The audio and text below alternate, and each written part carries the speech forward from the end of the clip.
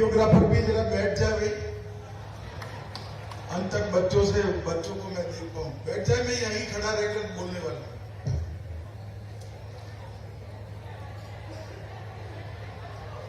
मंच पर उपस्थित स्वामी जयंतानंद जी, सचिव रामकृष्ण मिशन विद्यापीठ देवघर, स्वामी दिव्य सुधानंद जी, प्रधान अध्यापक जी, संसद में मेरे साथी और यहाँ के सक्रिय और यशस्वी जन प्रतिनिधि डॉक्टर निशिकांत दुबे जी, यहाँ के लोकप्रिय विधायक श्री नारायण दास जी, और आज जिनको मैं मिलने के लिए आया हूं, जैसे रामकृष्ण मिशन के इस विद्यालय के सभी विद्यार्थी, एम्स और इंजीनियरिंग कॉलेज से भी पधारे हुए सभी विद्यार्थी भाई बहनों को मेरा नमस्कार।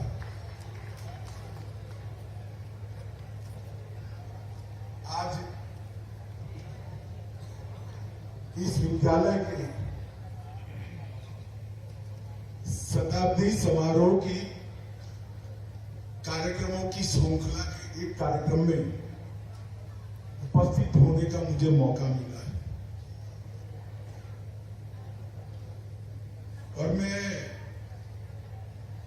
स्वामी जयंतानंद जी का हृदय से धन्यवाद करना चाहूंगा कि उन्होंने मुझे रामकृष्ण मिशन के साथ फिर से एक बार मंच शेयर करने का मौका दिया। ये मेरे लिए सौभाग्य है।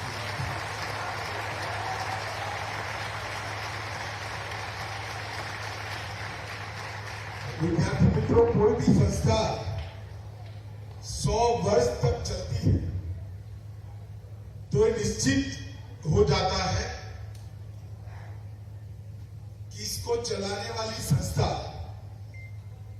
इसका प्रेरक बल और चालक बल समाज के लिए संस्था को चलाता है। जो संस्थाएं समाज के लिए नहीं चलती है वो 100 साल तक कार्यशील ही नहीं है।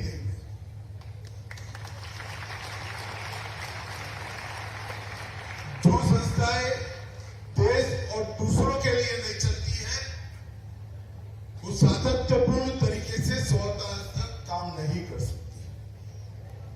और विद्यालय ने 1922 से 2022 का जो सफर तय किया है, ये निश्चित रूप से रामकृष्ण मिशन के उद्देश्यों का और रामकृष्ण मिशन के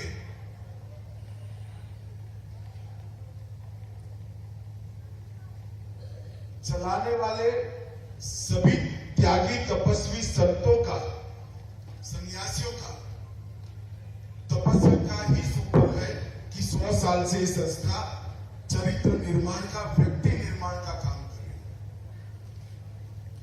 स्कूल में से बच्चा बाहर निकले, इंजीनियर बन जाए, डॉक्टर बन जाए, वैज्ञानिक बन जाए, जज बन जाए, न्याय के क्षेत्र में काम करने वाला कोई महाधिवक्ता बन जाए, ये देश के लिए अच्छा ही है। मगर स्कूल ऐसे विद्यार्थियों को अपने स्कूल से बाहर भेजे जो चारित्रवान हो और साथ में डॉक्टर भी हो, जो चारित्रवान हो साथ में इंजीनियर।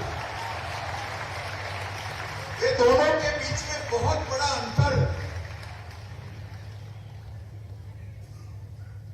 और मैं 12 साल की उम्र से सार्वजनिक जीवन में जुड़ा हुआ हूं। इतने लंबे सार्वजनिक जीवन में कई शैक्षणिक संस्थाओं और रामकृष्ण मिशन के विद्यालय से बाहर निकले हुए विद्यार्थियों का मेरा संपर्क आया है। दोनों के बीच में एक अंतर है, चारित्र का, चारित्र निर्माण का, और चारित्र निर्माण के साथ साथ देशभक्ति से युक्त नागरिक है।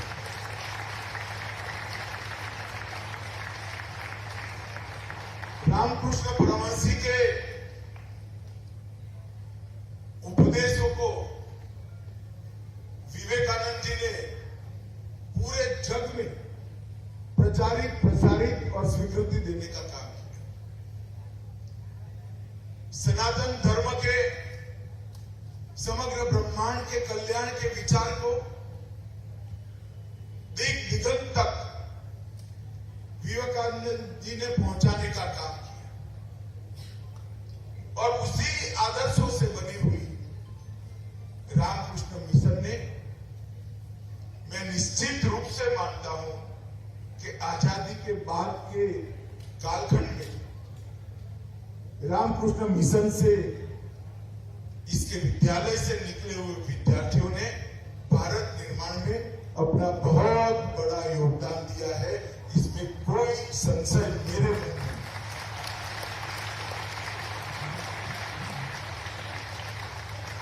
इसी विद्यालय में नेताजी भी आए, विनोबा भावे भी आए, कई महापुरुष आए। आज मुझे भी इस पावन भूमि पर आने का मौका मिला है, ये मेरे लिए सौभाग्य है। 1922 से यहां पर स्वामी शिवानंद जी महाराज और स्वामी तुरानंद जी महाराज ने इसकी स्थापना की। तब से लेकर अब तक एक बहुत कठिन परंतु यशस्वी यात्रा इस विद्यालय ने काट कर आज शताब्दी पर आप खड़े हैं।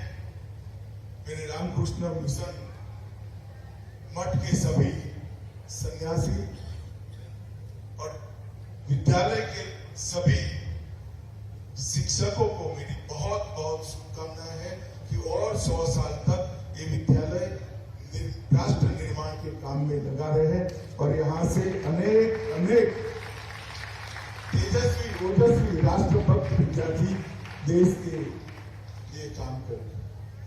मैं अभी आ रहा था तो निशिकांत जी ने मुझे एक आश्चर्यजनक बात बताई कि कई सारे लोग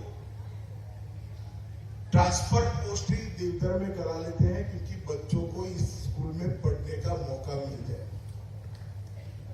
मैं नहीं मानता, पूरे देश भर में कई सारे अफसर देवघर का पोस्टिंग करा देते हैं क्योंकि बच्चे को इस स्कूल में इसकी नींव पड़ जाए, इसकी सोचने का आधार बहुत बड़ी उपलब्धि है। और निष्काम कर्म के अलावे इतनी ख्याति, इतनी सुगंध समाज के अंदर कभी भी प्रसरती नहीं। तो मैं मन से, मैं अरुणाचल में भी गया था, यहां पर भी आया हूं। मेरे जीवन पर पहले स्वामी विवेकानंद जी और उसके बाद में विवेकानंद जी को पढ़कर जानकर रामकृष्ण परमहंस जी का मेरे जीवन पर बहुत बड़ा प्रभाव है और देश और समाज के लिए उनकी जो व्याख्या और उनका जो रास्ता है समाज कल्याण का, वो ही सत्य है, ये मैं मानता हूं। यह अभ्यास करने वाले बच्चों को मैं एक बात कहना चाहता हूं। अपने एक पुस्तक में वरुण जी, जो बहुत महान साहित्यकार और शिक्षाविद थे, उन्होंने एक दोहा लिखा था, करत करत अभ्यास के जड़मती हो सुजान, रसरी आवत जात ते सील पर परत निशान। इसका मतलब है बार बार पढ़ने से, बार बार समझने से मूर्ख भी ज्ञानी बन जाता है। जैसे रस्सी के कई बार घिसने से कुएं के पत्थर पर भी निशान पड़ जाता है। तो मैं विद्यार्थियों को कहना चाहता हूं कि परिश्रम का कोई विकल्प नहीं, परिश्रम से ही सफलता मिल सकती। सफलता प्राप्त करनी है तो ढेर सारी चीजों का संयोग चाहिए, परंतु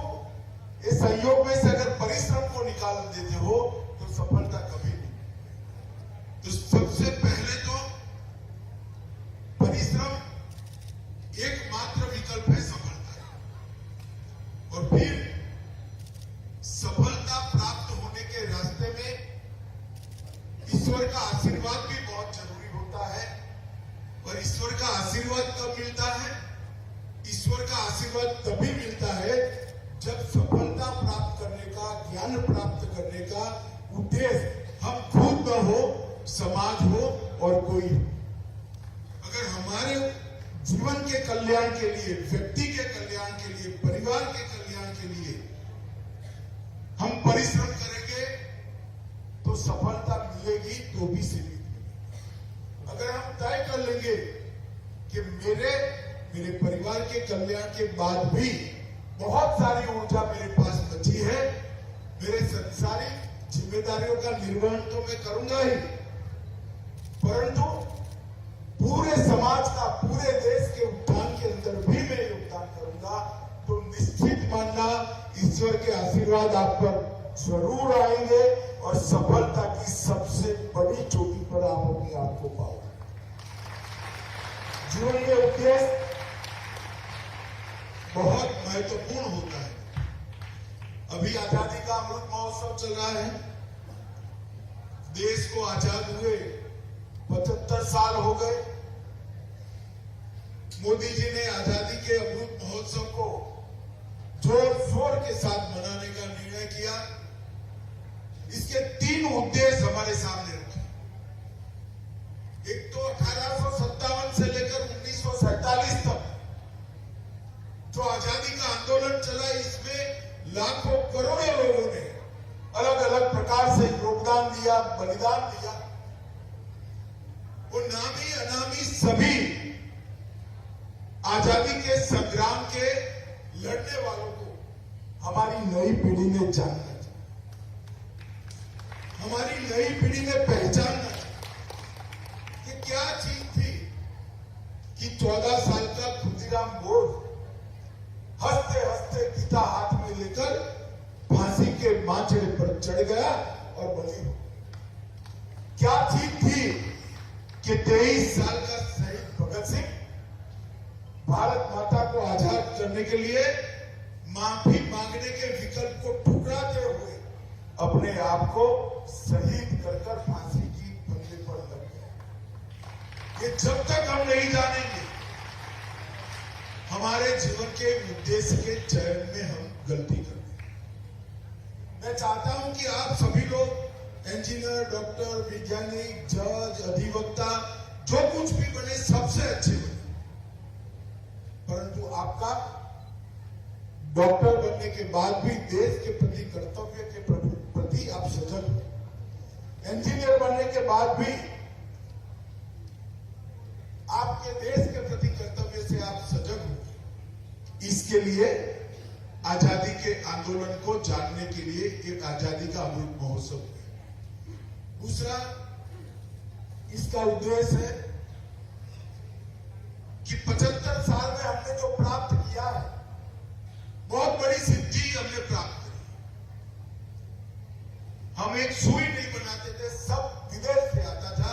आज हम चंद्र पर जा सकते हैं। इतनी बड़ी सिद्धि इस देश ने प्राप्त की।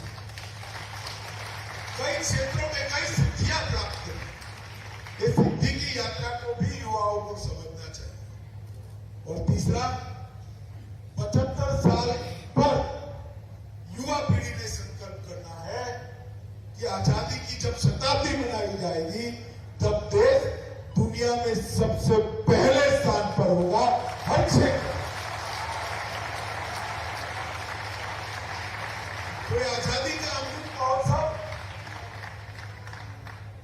सिर्फ उत्सव बनाने का, गौरवगान करने का महोत्सव नहीं, संकल्प लेने का वर्ष। और आजादी का अमृत काल 75वें साल से 100वें साल तक के 25 वर्ष, वो संकल्प को सिद्ध करने के लिए पराक्रम की पराकाष्ठा करने के 25 साल। और मैं आपको बताता हूं, मैं या स्वामी जी 2047 में शायद नहीं होंगे, मगर मेरे सामने जो बच्चे बैठे हैं ना, वो सभी 2047 में होंगे। ये जिम्मेदारी हमारे साथ साथ आपकी सबसे ज्यादा है। महान भारत की रचना, महान भारत की रचना सिर्फ समृद्धि से नहीं होती। महान भारत की रचना का मतलब है विवेकानंद की कल्पना का भारत। महान भारत की रचना का मतलब है समग्र संसार के अंदर हमारे मूल विचार को, हमारे सार तत्वों को भारतीय संस्कृति के वहां पहुंचाकर समग्र संसार के सोचने का तरीका साफ करना। और महान भारत की रचना का काम युवा ही कर सकते हैं। मित्रों, मैं आजादी के अमृत महोत्सव में बहुत सारे युवाओं के साथ 5 युवाओं से लेकर 4 लाख युवाओं तक बहुत संवाद किए। कई जगह युवाओं ने बताया कि आपने भगत सिंह की बात करी, खुदीराम बोस की बात करी, मगर देश आजाद है, हम तो देश के लिए शहीद नहीं हो सकते। आपकी बात सही है, देश आजाद हो चुका है, अब देश के लिए शहीद होने की जरूरत नहीं है, देश के लिए मरने की जरूरत नहीं है, परंतु देश के लिए जीने से हमें कोई नहीं रोक सकता। हमें देश के लिए जीने का संकल्प है। हम हमारे जीवन के उद्देश्य, भारत को महान बनाने का उद्देश्य अगर लेकर हम निकलते हैं तो मैं निश्चित रूप से मानता हूं कि भारत को महान बनने से, सर्वप्रथम हर क्षेत्र में बनने से कोई नहीं रोक सकता। बच्चों, आपको मेरा आग्रह है कि मोदी जी 2020 में नई शिक्षा नीति लेकर आए। ये नई शिक्षा नीति को आपको जरूर पढ़ना चाहिए। मेरा सौभाग्य है कि नई शिक्षा नीति बनती थी, तब से मैं इसके साथ इन्वॉल्व हूं। ये नई शिक्षा नीति का नींव स्वामी विवेकानंद जी के संदेश।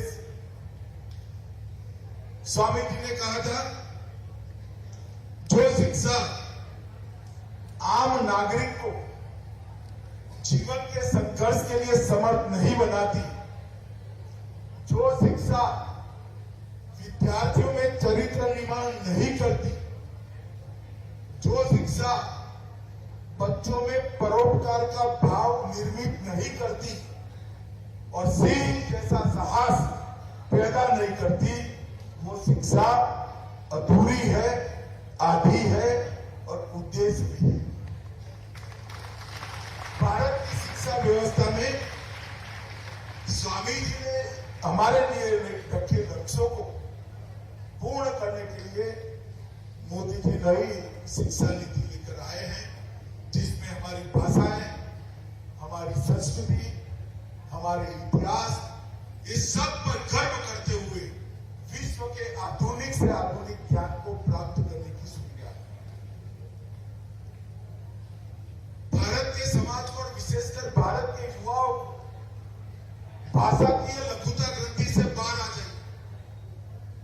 सबसे महान भाषाएं अगर कहीं है तो इस देश के अंदर। और मैं आपको बताता हूं, दुनिया की कोई भाषा सीखने में कोई बुराई नहीं, परंतु अपनी भाषा को संजो कर रखना, अपनी भाषा को सीख कर रखना, क्योंकि हर व्यक्ति मां की भाषा में ही सोच सकता है।